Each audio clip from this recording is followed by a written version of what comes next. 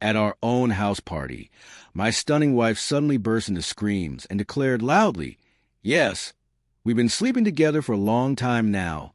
He's way better than you, so get out right now." I quietly walked out of the party, and what unfolded afterward completely ruined her life. Before we dive into the full story, I want to mention that we run a website where we post real cheating stories. If you enjoy reading these kind of tales, feel free to check the link in the description for more. Now, back to the story. I had dedicated the last 10 years to creating a life of peaceful luxury and complete loyalty for my wife, Clarissa.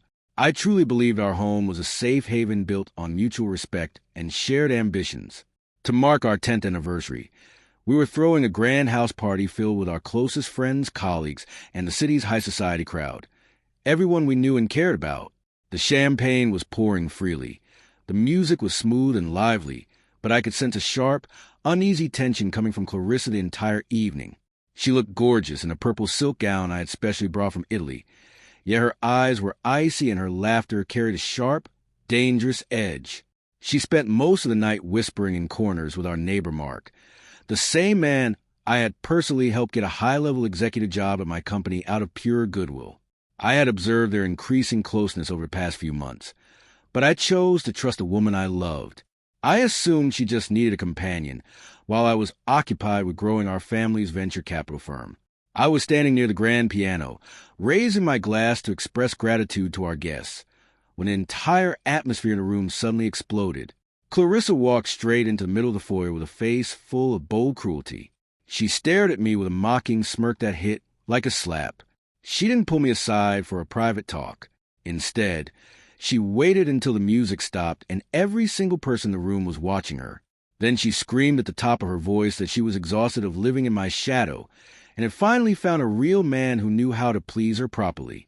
The whole room fell into dead silence as she pointed a shaking finger at Mark and yelled that yes, they had been sleeping together and that he was superior to me in every single way that actually mattered to her.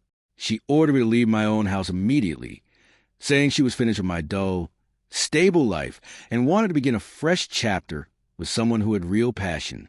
The shock that spread through the guests was intense. I could see Mark standing behind her with a proud, victorious grin, thinking he had just stolen my place and my wealth in one dramatic public betrayal. But I didn't shout or create the scene they were hoping for. Instead, I calmly placed my glass on the mahogany table with such cold composure that it seemed to disturb her more than anger would have. I looked at all our friends and business associates who had just witnessed the breakdown of my marriage, gave a simple nod, and accepted the situation with the precise clarity of someone who already knew how this story would end.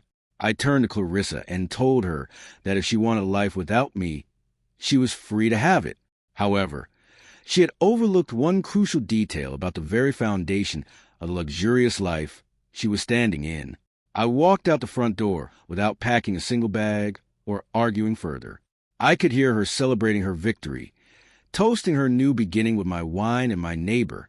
She believed her public shaming of me was the final step toward her freedom. She had no clue that her scream had just triggered the complete liquidation process of every single asset she thought belonged to her. I sat in my car at the end of the driveway for a while, staring at the lights of the house I had built for a woman who never deserved it. I wasn't feeling heartbroken or rejected. I felt the sharp, focused determination of a warrior who had just received the order to strike back. Clarissa assumed that because her name was on the papers, she was safe. But she had never bothered to read the detailed clauses of the family trust that controlled the property and all the money funding her expensive lifestyle.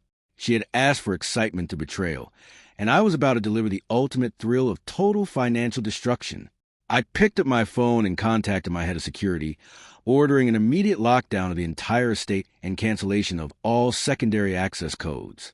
The party was still happening inside, but for Clarissa and Mark, the celebration was about to end permanently. As I drove away into the peaceful night, I took my first genuine breath of freedom in 10 years. The man she had ridiculed was gone. The predator she had just provoked was only getting started. Her moment of public victory lasted exactly 45 minutes before reality came crashing down. She was still holding her champagne glass, laughing with Mark about how easily they had thrown me out, when the entire house suddenly went pitch black. The music stopped abruptly, and the advanced climate system shut down completely. The mansion became as silent as a graveyard. Guests started whispering in confusion.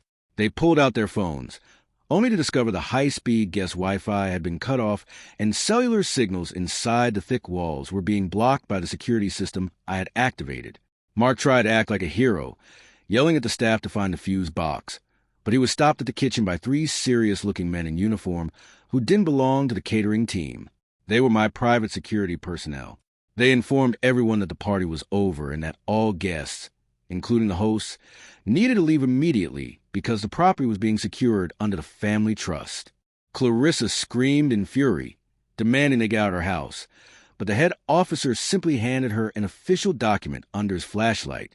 It was a formal notice revoking her right to live there, activated by the moral and asset protection clauses in the family trust she had ignored for years.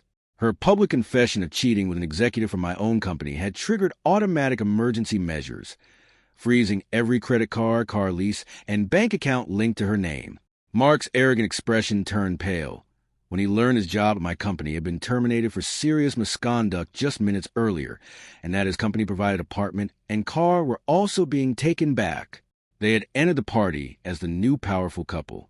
They were thrown out into the dark street, wearing only the clothes on their bodies, with all the important guests watching their complete humiliation. I watched the entire drama live through high-definition thermal cameras from my new office downtown. I saw the guests rush into their cars while Clarissa stood barefoot on the front lawn, shivering in her silk gown. She tried calling her mother and lawyer, but her phone service had already been disconnected since she was no longer part of the family plan. Mark started arguing with her immediately. His so-called love vanished the moment he realized the fortune he tried to steal was completely unreachable. She had wanted excitement and an escape from the stable life I gave her. I granted her wish with cold, surgical precision, leaving her with nothing but the consequences of her own betrayal. I didn't feel even the slightest pity for the woman who tried to destroy my reputation in front of everyone I knew. I only felt deep satisfaction for successfully protecting my legacy from two pathetic opportunists. The aftermath was total and spread like wildfire. The story of that disastrous anniversary party became the hottest topic in every boardroom across the city. Clarissa tried to demand a huge divorce settlement, but the undeniable proof of her public confession and financial cheating left her with only the legal minimum, barely enough to cover the interest on the debts she had piled up during our marriage. She is now living in a tiny, uncomfortable apartment in a neighborhood she used to laugh at. Mark has been blacklisted from every major company in the industry.